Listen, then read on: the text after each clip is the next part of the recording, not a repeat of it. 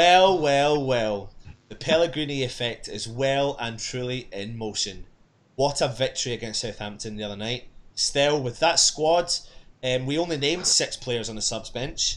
What was your thoughts? I mean, I know this is the Burnley preview, but we've got to just briefly run over the Southampton game. Go for it, Still. Give me your thoughts. Well, I was unfortunate enough not to have seen the game. I only saw very brief highlights, but I must admit, like most of us, when we saw the first 11 announced, there was a slight bit of apprehension.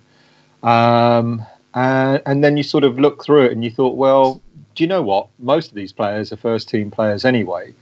So they should be able to perform. I thought if we got a draw, we would have been lucky. But I mean, to get a win with the group of players that he put out last night is absolutely superb, absolutely fantastic. Rich, and it showed. Sorry, mate. No, it's fine. Richard, you were kind of saying before the game about your thoughts on the team, the squad, and the way we kind of lined up against Southampton, especially with the results they had in recent weeks. Yeah, I mean, that team we put out last night was a second string side for sure. I mean, the amount of injuries we have is a joke. We can put out a team of just full of injuries, injured players. And I was saying earlier, under Moyes or Dyche, we would have drawn or lost that game. Absolutely. But the players know exactly what they're doing, and to go to Southampton, who've won 2 on the bounce, full of confidence, they expected to get a result last night, and we played the perfect game. And we got a fantastic result, so yeah, absolutely buzzing. Just currently, but would you say they, it was a second string team? I mean, the only player there that you could argue maybe is still learning his trade is Diangana, and everybody else out there have been for first choice players. Cresswell was back last night.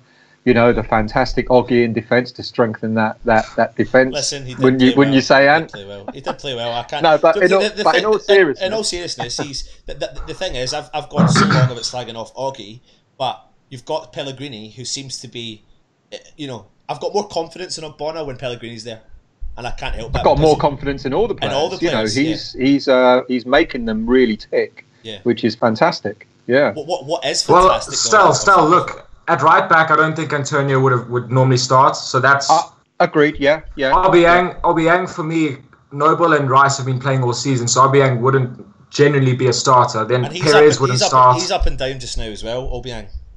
Yeah, I mean Perez for me wouldn't start. So I mean we were missing some big names for sure. Well, absolutely. Yeah. We were missing more than just a few big names. There was about 8 or 9 big names there missing, obviously, as well. But one of the things we did talk about beforehand, and we'll come on to Burnley in a second, is the counter-attacking style of football that West Ham are playing. Because on the counter, we look deadly. Still, thoughts on that? Well, we've got a fantastic outlet, haven't we? We've got Anderson, who is absolutely buzzing at the moment. So when we break, people are looking to get it to Anderson in order to create something at the other end of the field, and it's now we're beginning to see. Well, we've been seeing for the past month or so, or if not a bit longer, the pace that he has that everyone was talking about before he joined us. And now we're starting to see why he's worth the money that he's worth. And when we've got players like that who can break on the counter, it's inspiring, isn't it, lads? I mean, it's like it's proper West Ham. Look at us! Football, look at us all smiling. We can see our teeth. We can see our pearly whites. And did you notice with that counter last night for the second goal? Did you notice who was our furthest player forward other than Anderson? Please don't say Antonio.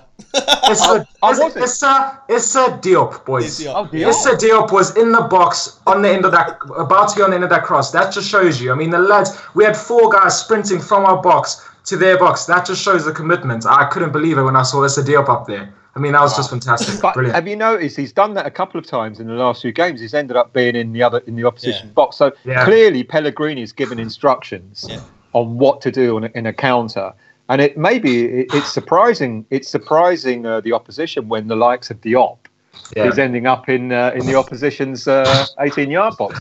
Fucking great, lads. I mean, it's just Honestly, unbelievable.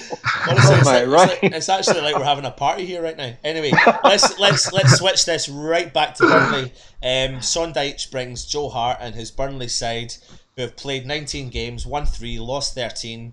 They've scored 17 goals, but they've conceded 41.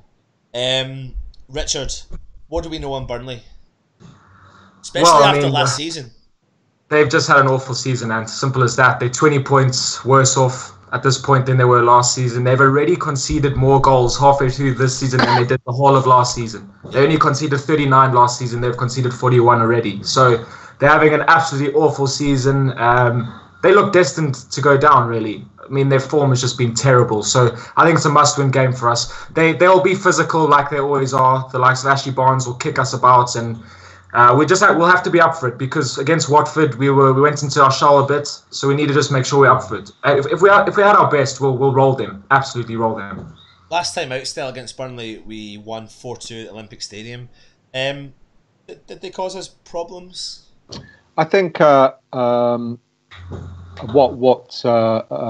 Richard has just said, the problems are going to be physical.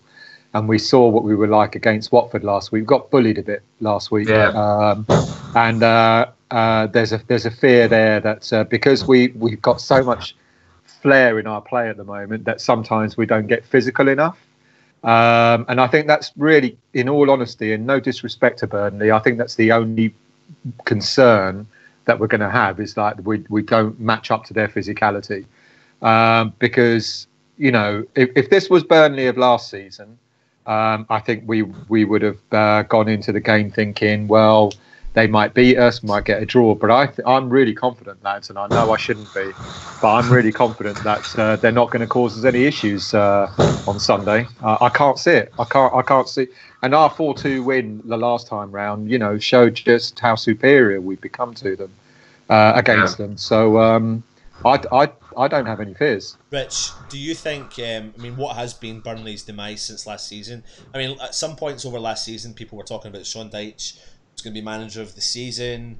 But do you think the Europa League potential qualifyings had an effect on their season?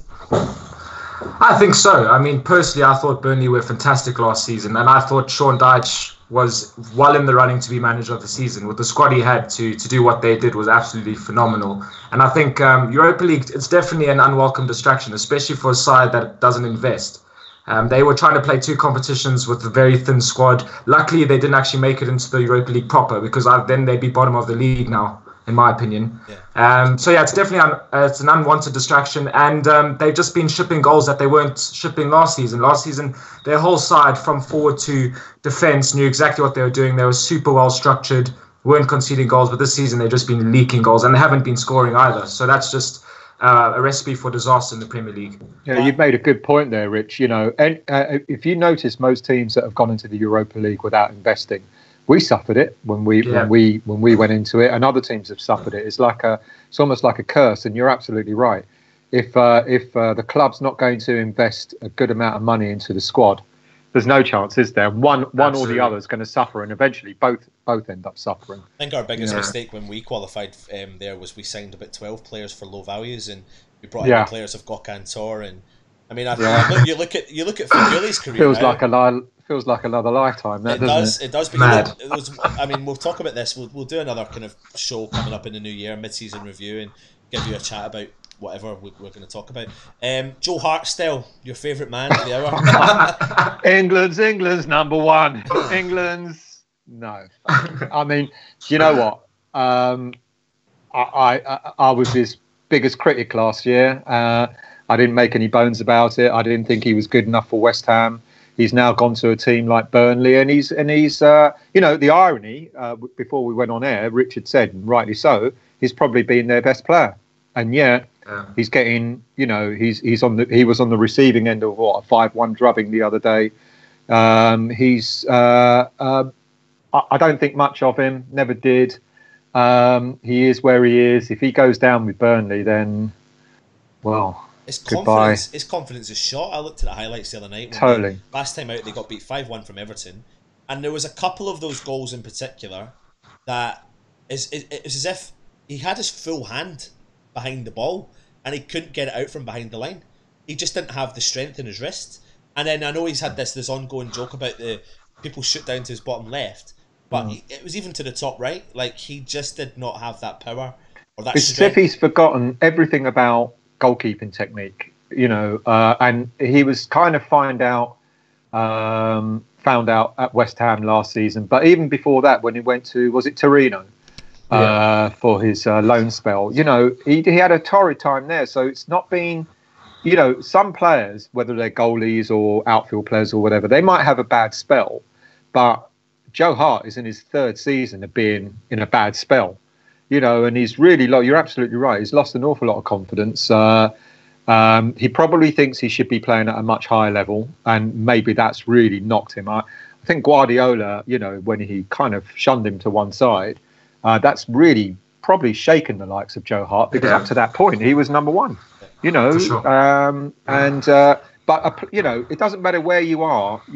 As a professional footballer, you should be showing what you're really capable of. And I kind of do I feel sorry for him? Perhaps a little bit, because he probably doesn't have a multi-million-pound defence as he did at Man City. And I just wonder how good or bad he may have looked without a multi-million-pound defence at Man City. He's been found out. I'm afraid he's not a very good keeper.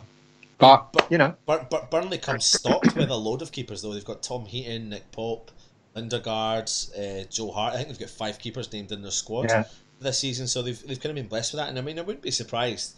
I don't know. Would Sean Dyche risk, or not even risk? They change it for this game in particular, and coming up to the new year? You see that, Rich? I don't think so. In terms of changing goalkeepers, Yeah. No, I don't think so. Honestly, as Stoll touched on, I think he's generally been their best player, and if it wasn't for him, they would have conceded a whole lot more. Yeah. So, I don't think he'll change it. Obviously, I think Pope and Heaton have struggled with injury, so when they're back at their best, they'll definitely give Hart a run for their money. And if Hart does struggle, he's got 4 other options that he can throw in there. Yeah. But for the time being, I think he'll stick with Hart. The interesting thing, if we thump Burnley on Sunday, that's really going to be even worse for Joe Hart.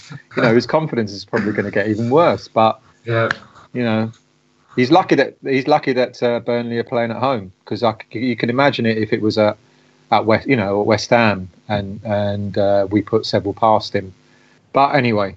Another player to talk about from Burnley is Gudmundsson, the Icelandic international midfielder. What do you know about him, Rich? I know he's got 2 goals this season. Yeah, he's a very technically gifted player.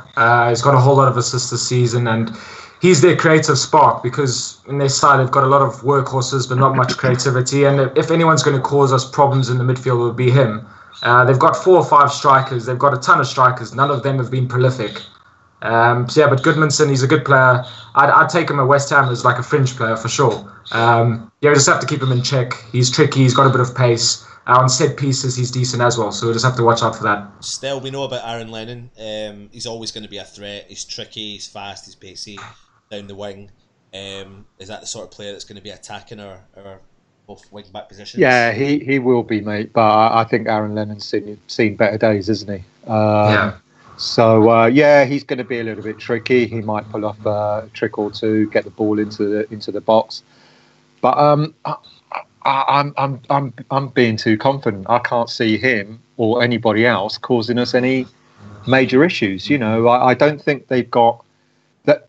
Ironically, Southampton last night had the caliber of players that would have caused us a lot of problems, and we managed that.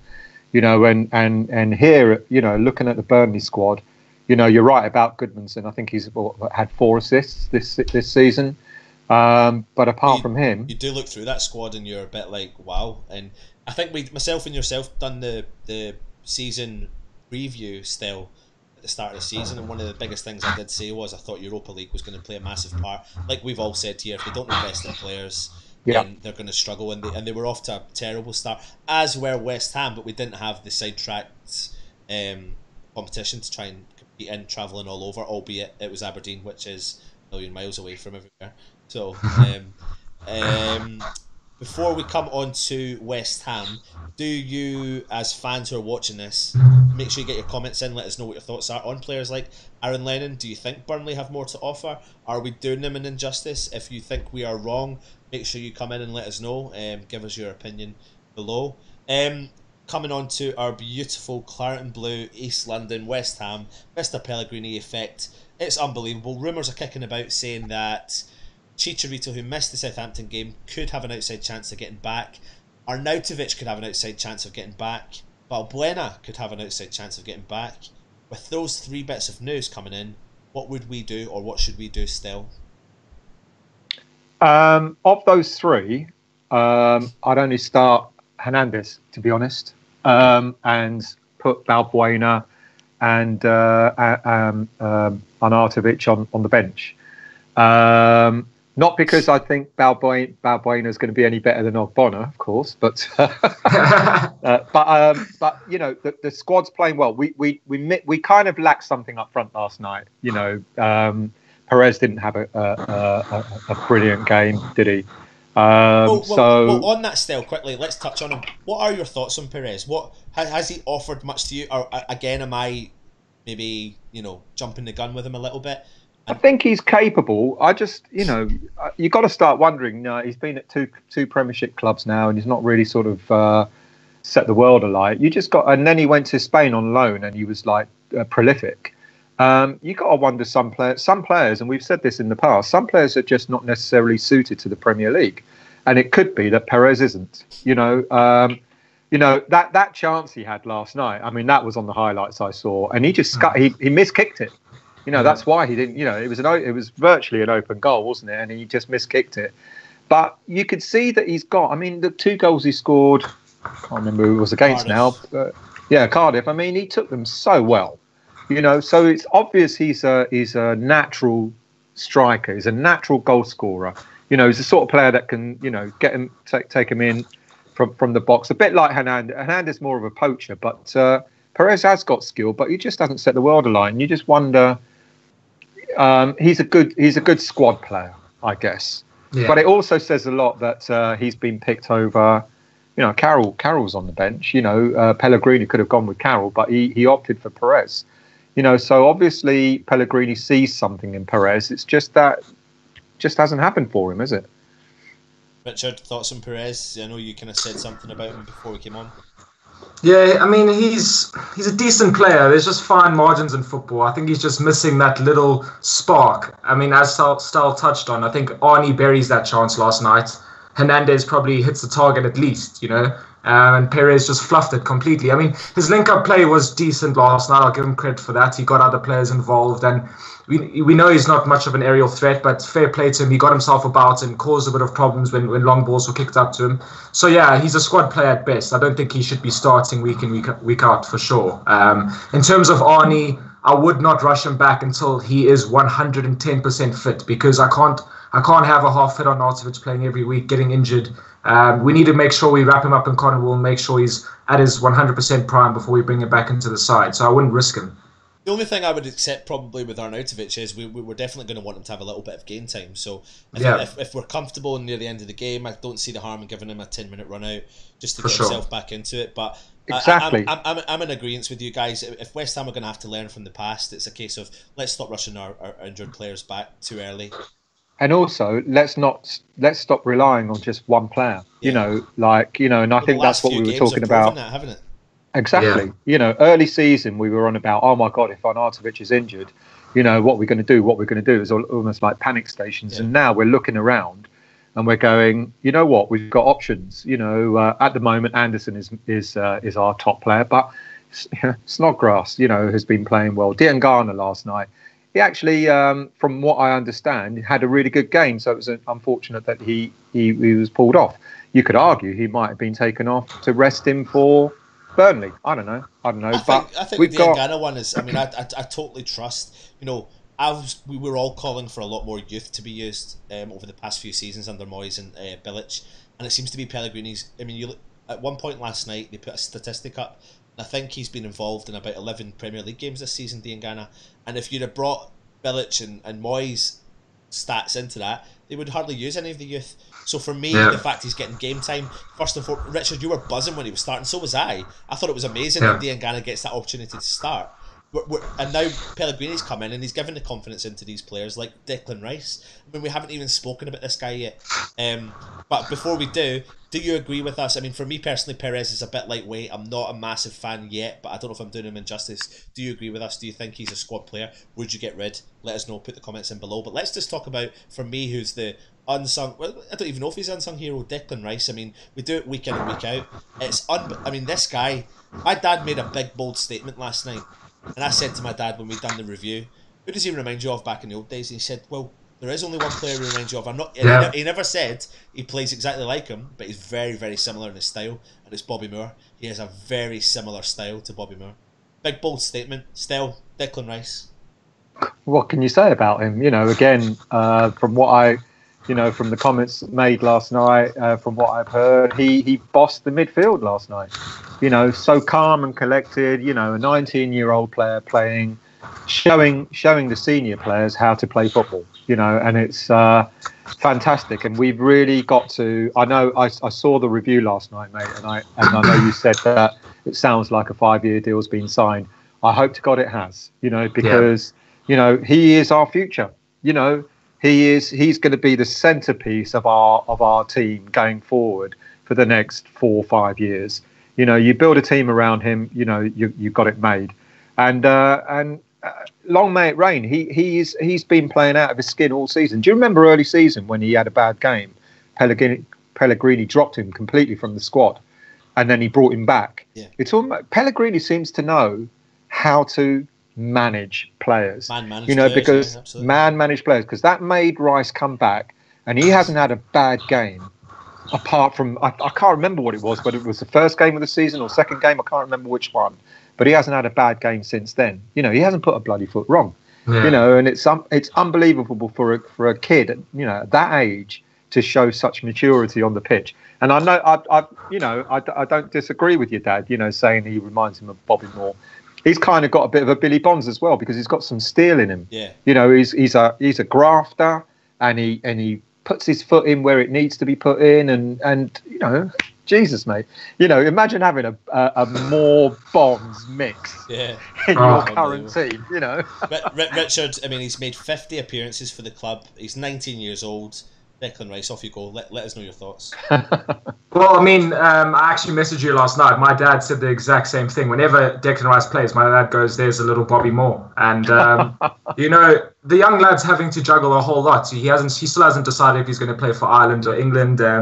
I mean, he made Southampton look like boys last night. Really, he did. I think it was the best game he's ever had in a West Ham shirt, in my humble opinion. He was absolutely phenomenal. Made 4 or 5 brilliant interceptions. And you know what? People don't give him credit, but I think he has a lot more pace than people think he has. Yes. I mean, he was tracking down Redmond, getting back, making tackles. I mean, what a player we have on our hands. He seems to glide. He seems to take massive steps when he runs. It's not like those little small steps. It's like big glides. Oh, man. This guy's... Yeah, no, he's quick. Yeah, he's got pace, and he is someone we have to get contracted down right now, because he's the future of our club. I absolutely love him. I think I put in the group last night to all our guys as well. I mean, I read the statement that Mick McCarthy said, and he's blatantly come out and he said, I want to build the Republic of Ireland team around Declan Rice. And, you know, myself, it sparked a conversation with my dad, and he was saying, you know, what would you do? And I was like, God, I don't know. I mean, I think it's a sign that if he's holding off from going to Republic of Ireland, is he just holding off to go, I'm going to go with England? Because for me, he walks into England right now. When you look at the midfield, he absolutely walks in. There's no one that comes close in terms of Eric Dyer. I mean, Henderson. You don't even want to put their names against his name because it's a no-brainer. And maybe it's a case that he is waiting for his contract to be signed, but West Ham, just get it done, announce it, because you're going to get a massive buzz. And do you know what? That could carry on a bit of momentum for West Ham. Fans will get behind you, all that sort of stuff. Just get this deal done. Felipe Anderson. Richard, over to you first. He's a confidence player. Wow, I mean, 8 goals this season. I don't think any of us would have expected that. Came with a massive price tag, didn't start off well. But lately, he's just been clinical in front of goal. He's got electric pace. And as I said earlier, he's a confidence player. So in the first half last night, he gave the ball away 4 or 5 times, wasn't having the greatest game. But when he has the chance, he absolutely buries his chances. And that's the difference between a good player and a great player. And long may it continue. I think At Lazio, he only scored 8 goals in 48 games. He's already scored 8 goals for the Hammers. So he's having a fantastic season by his standards. And long may it continue. Still? I love the flair players, mate. Flair players of the past. Does it remind you of yourself? Well, ironically, funny you say that. I just didn't play out on the left, mate. The Devonshires of this world, dare I name him, the Pyatt's of this world, the Canios. He's our new flair player, isn't he? Yeah. And again, long may it rain. And I just think the guy is fantastic. It's like you said at the start of the show, the way he took that second goal, the confidence that he had, placing it in the corner. I mean, he's been throughout the season. He's been showing signs of how good he is. And it's just all clicking into place now. And I remember the second game of the season when he played in the centre against Arsenal. And although we lost that game, he looked good. He looked good, despite the fact that our the result went so badly. And then he sort of he sort of dipped a little bit, and then everyone started going on about bloody waste of money. It's typical of us West Ham fans, isn't it? Yeah.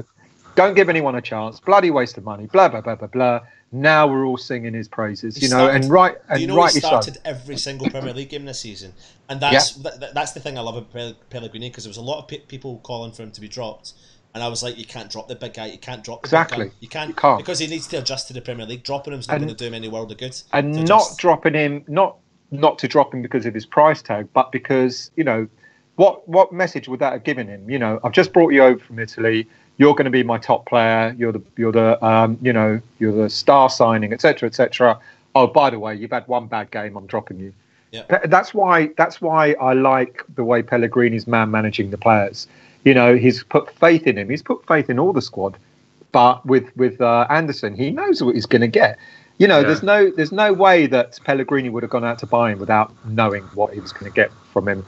And look at that. I mean, like you said, Rich, 8 goals this season so far.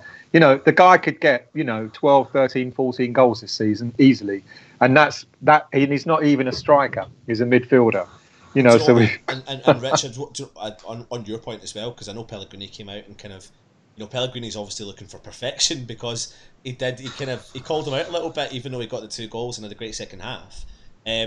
What's great about Anderson is that he may make a couple of mistakes, but on top of that, he probably doubles in the good things he does in the game.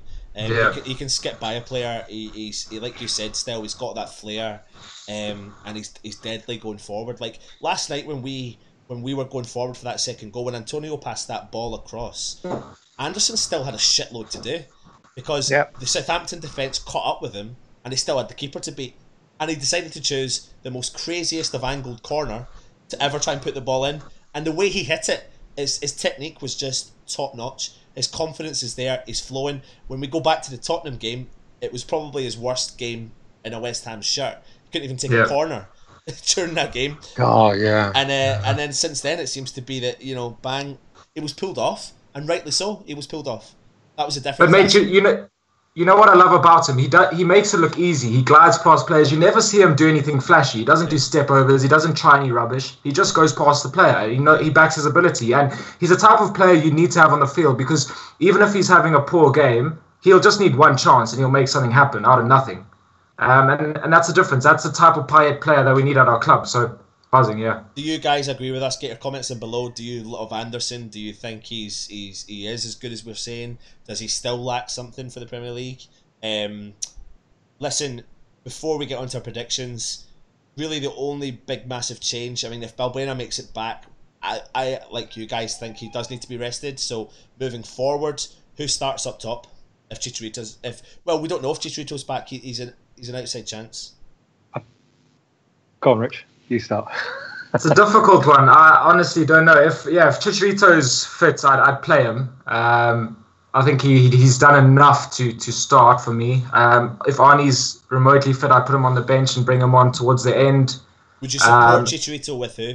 Would you put if Zabaleta's back from his illness? Would you put Antonio back up top with him? I probably would, because I want Zabaleta playing right back. I don't think Antonio wants to play there, nor he knows how to defend. So I'd play Zabaleta right back and let Antonio play up top. He's scored against Fulham, so he's got a bit of confidence. And he's a big presence because Chicharito can go missing in games. So you need someone big next to him that can help him out, especially against the Burnley side that are going to be ultra physical. So yeah, I'd probably go Antonio, Chicharito for me. Yourself, Stel? I'd be inclined to agree. If Zabaleta's back, if he's over his illness, yeah, I'd put Antonio up front as well, alongside Hernandez, absolutely. But there's one thing we haven't mentioned. We haven't mentioned the left back. How good again did Creswell look last night? Yeah, Creswell was great. I'm glad that he's back because he, despite the poor form he's had, he just makes everything a little bit more solid. It's nothing to take away from Masuaku, who's had quite, fairly decent games the last few weeks. But I've been saying it all, for the last few weeks. Masuaku hasn't really been tested, So I'm glad Creswell's back, and I hope he stays fit. I think a few of us predicted that. I think Pellegrini's going to fancy Creswell this season, because I think when you can't help but look back and you find the form that he did have, and that's the sort of player you want playing in that position. It's lovely when you see Masuaku playing well on top of his game when he moves forward, he dribbles. But if you compare Masuaku at the top of his game and Creswell at the top of his game, I think you would want a Creswell. Yeah, I mean, Creswell's deliveries last night were brilliant. I mean, he put 4 or 5 inch perfect crosses into the box. So I think that's the difference. Masuaku's delivery, his final pass lets him down every time. He gets into a great position, and then he just can't get that final crossing. So yeah, I thought Creswell was brilliant last night. Good point, still. Do you agree with us about Creswell? Put it in. Do you want Creswell over Masuaku? Do you want Masuaku over Creswell? Let us know below. What were you going to say, Stel?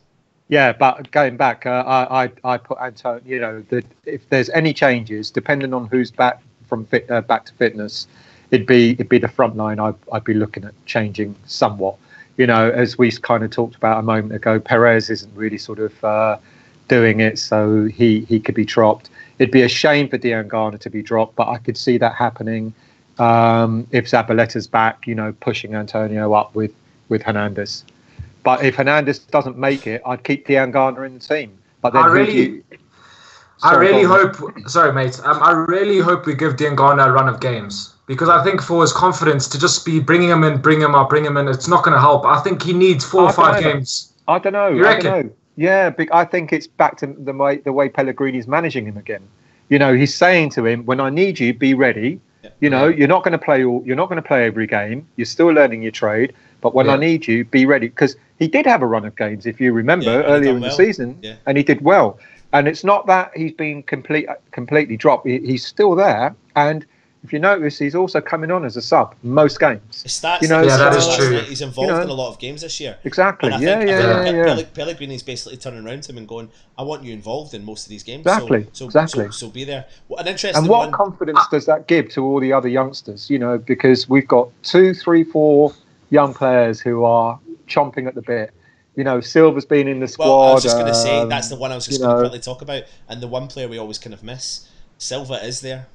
We see what he's capable of below. I mean, do you think at any point in the season he's going to unleash him? Yes.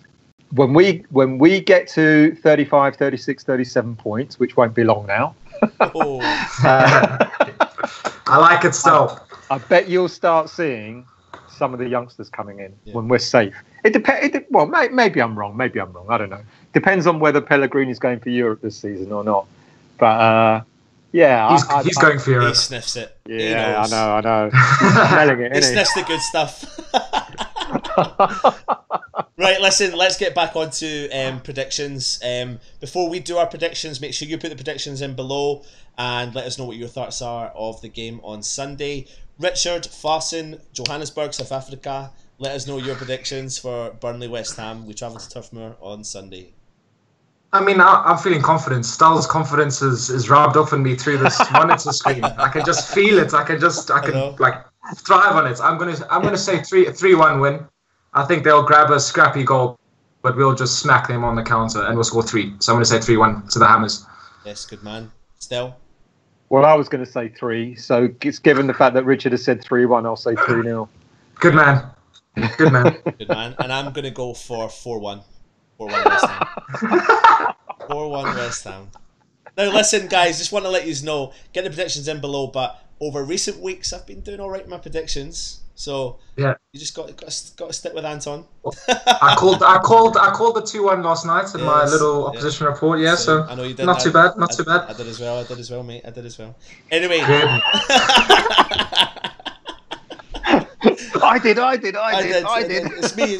Anyway, listen, great preview for Burnley. If you are going to the game, let us know below and let us know what your thoughts are and how you're getting there. Have safe travels all the way up there because it's quite a distance. Bit of a pain in the arse to get to as well, so hopefully the weather is kind.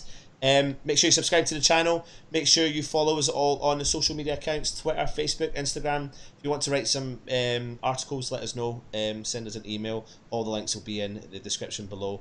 Anyway, any final points before we go, lads? No? No. In the far corner, he's been Stell. In the middle, it's been Richard. I've been Anton. Merry Christmas and have a good New Year. Come on, you irons. What do you want, lads?